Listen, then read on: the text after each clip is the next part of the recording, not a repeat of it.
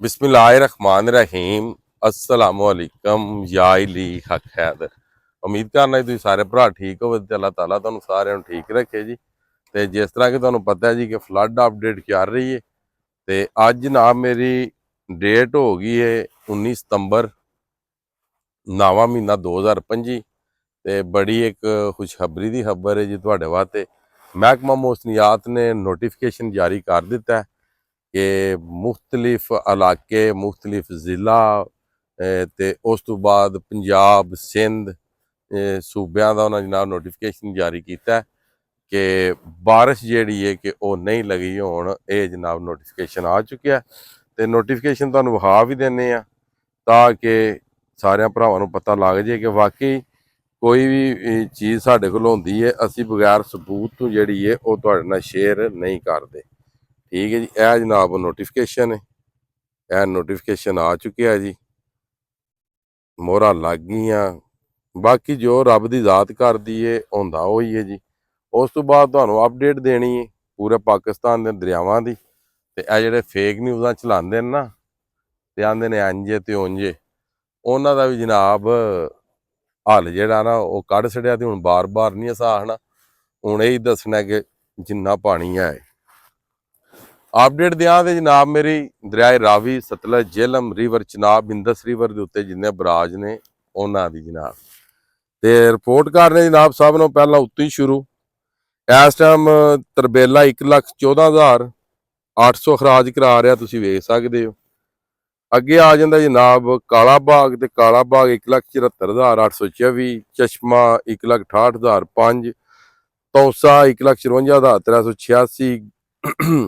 उस तो बाद पानी जनाब गुड्डू बराज के भी तुहानू पता है कि काफ़ी ज़्यादा पानी सी ते होया ये कि गुड्डू बराज भी जनाब लो हो गया। गुड्डू बराज आ गया जनाब मेरी 3,78,615, सखर जनाब मेरी 4,46,000। पानी कोठरी पहुँच रहा, कोठरी अप स्ट्रीम हो गया 3,26,942 ते उस तो बाद 3,06,887 का अखराज।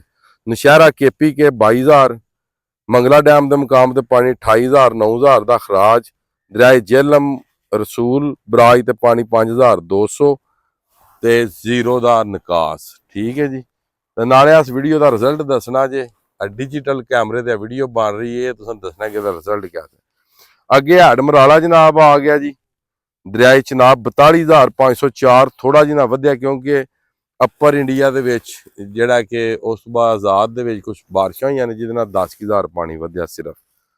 उस तो बाद हैड खानकी 39,000, हैड कादराबाद 31,000, चनोट 21,904। उस तो बाद त्रिमू 57,728, हैड पाइनद 1,21,122, रावी जस्टर के मुकाम से पानी 8,844, शदरा के मुकाम से 9,613, हैड बल्लोगी के मुकाम से जोड़ा पानी है वह जनाब मेरी 22,455।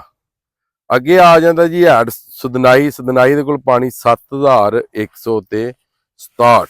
ठीक है जी।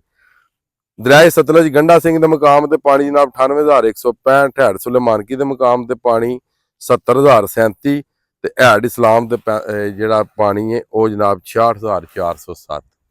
ये जनाब पूरे मुल्क के दरियावां की अपडेट तुहानू दे दी है तो खुशखबरी भी तुहानू सुना दी है कि महकमा मौसमियात ने नोटिफिकेशन जारी कर दिता है कि मौसम जोड़ा अपने मामूल के मुताबिक चेंज होना शुरू हो जाता है। जोड़े इलाकों गर्मी का मौसम होंदा है सीजन के उत्थे गर्मी होवे दी, जिन्हां इलाकों में ठंड का सीजन होंदा उन्हां इलाकों ठंड होवे दी, अदरवाइज बारिश नहीं होने लगी।